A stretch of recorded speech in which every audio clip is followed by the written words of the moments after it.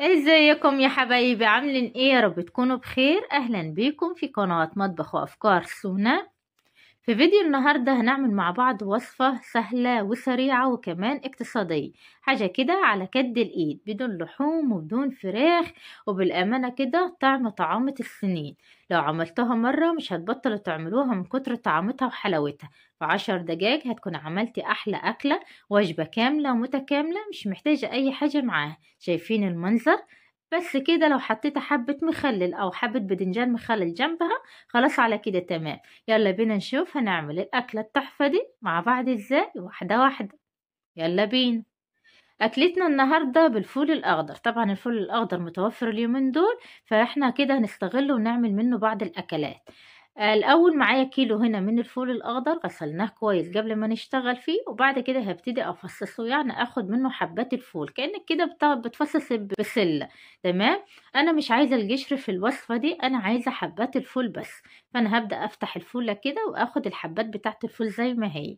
كل ما كان الفول بتاعك أخضر، لونه كده اخضر وطري، بيكون طعمه احلى. يعني ما تكونش الفولة كده لونها مصفر من بره، او القشرة بتاعتها سودة. فكل ما كانت خضرة بتبقى طرية وطعمها حلو جدا.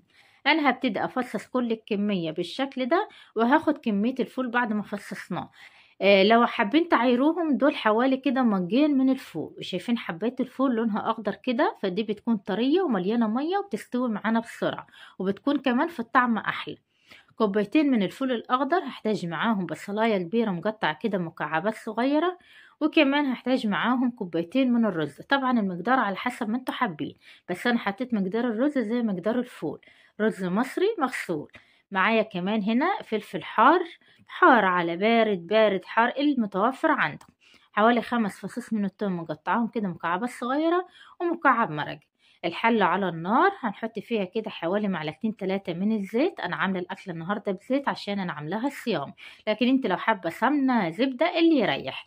بعد كده هنزل بالبصلايه، هنشوح البصلايه على النار لغايه البصله ما تدبل معايا وتدخل كده على اللون الاصفر الخفيف. كل ما كانت بالشكل ده مستويه بتدي طعم احلى، لكن لو انتوا حابين تعملوها وهي لونها فاتح وابيض، عادي مفيش اي مشاكل. بعد كده هنزل عليهم بكوبايتين الفول اللي احنا مفصصينهم دول. شايفين شكل الفول ولونه، لونه كده اخضر وفاتح، شكله روعة. هقلب كده الفول مع البصل لغاية اللون ما يتغير معايا، يدخل على اللون الفاتح. وانا بقلب بالشكل ده البصل مع الفول، بعد ما اخد اللون الفاتح هنزل عليهم بالكام فص توم. بس انا حطيتهم هنا الصراحة التوم، بس الفيديو كان فاصل، ما كانش ما ظهرش معايا اللقطة دي وانا بحط فيها التوم، لكن انا هوريكم هون ان انا حطيته. شايفين انا حطيت التوم في المرحلة دي. بعد ما حطيت التوم وريحة التوم طلعت معايا وقلبناهم شوية كده حوالي دقيقتين على النار، هنزل عليهم بالفلفل. فلفل حار، بارد، اخضر، الوان المتوفر عندك. انا كان عندي فلفلاية حارة حمراء، وكمان اخضر، فحطيتهم على الوصفة دي. والوصفة دي كل ما كانت حارة بتبقى احلى. بعدين هننزل بمكعب المرقة وتشويحة كده لغاية مكعب المرقة ما يسيح معانا على النار. الوصفة دي بالأمانة سهلة وطعمها حلوة جدا، لو ما جربتهاش قبل كده جربوها وانت هتاكلوا أحلى أكلة. بعد كده هننزل عليهم بالتوابل بتاعتنا. الملح طبعا على حسب الطلب. ان هنا المقدار بتاعي اخد معايا معلقة صغيرة ونص ملح، نص معلقة صغيرة من الكمون وزيها الكزبرة وزيها الفلفل الأسود. بس أنا هنا مقللة شوية الفلفل الأسود، أنا مبحبش أكتر عشان الأطفال. أقلب كل الكلام ده مع بعض كده على النار برضو، تقليب وتشويح حوالي كده دقيقتين 3. وخلاص على كده هننزل بكمية الرز بتاعتنا.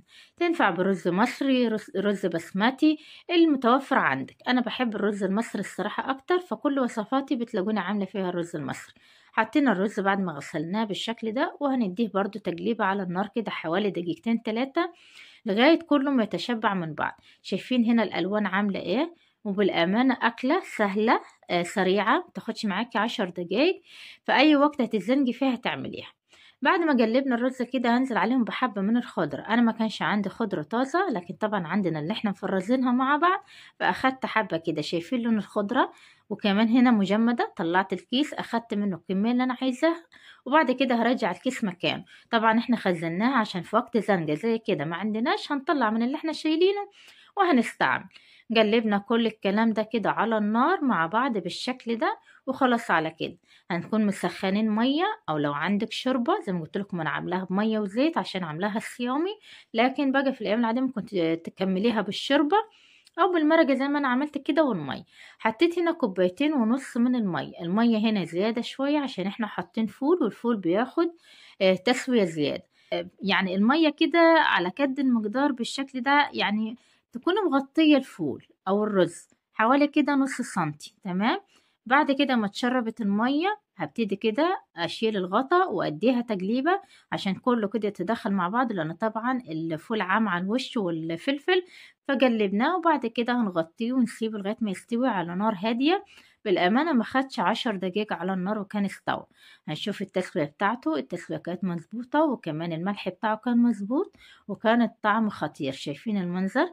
اكله كاملة متكاملة مش محتاجة أي حاجة معها، كلها مليانة كده فيتامينات وبروتينات، حاجة كده مفيش أسهل منها. تعالوا نشوف الطعم والتسوية مع بعض. الرز شايفين عامل ازاي؟ مفلفل خالص مش معجن، وكمان الفول مستوي وطعمها حلو جدا. ممكن تبدل الفول بالبسلة لو انتم مش حابين تعملوها بالفول. وطبعا الأكلة دي هتبتبعدوا عنها لمرضى القولون وأنيميا الفول، لكن طبعا لو ما عندكمش حد كده عنده قولون أو أنيميا الفول جربوها، بالأمانة وصفة خطيرة. وانا عملت معاكم قبل كده وصفات بالفول الاخضر، عملنا شاورما الفول الاخضر مع بعض وكانت تحفة، جربوها. وكمان عملنا كذا وصفة، كل الوصفات هتلاقوها موجودة على القناة، وكمان هسيب لكم لينكات الفيديوهات في صندوق الوصف اللي حابب يشوف.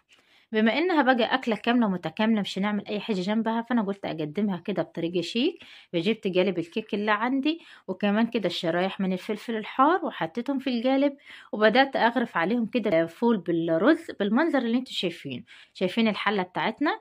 الرز ما لزقش ولا شاط، الميه بتاعته كانت مظبوطه والتسويه بتاعته مظبوطه. اعملوه بنفس الطريقه وبنفس المقدار وهيطلع معاكم زي ما انتوا عايزين بنفس المنظر. شايفين بقى المنظر؟ بالأمانة خطيرة. أنا الأولاد أول ما شافوها انبهروا بالمنظر كده وما تخيلوش إن هو ممكن يكون أكلة رز بفول.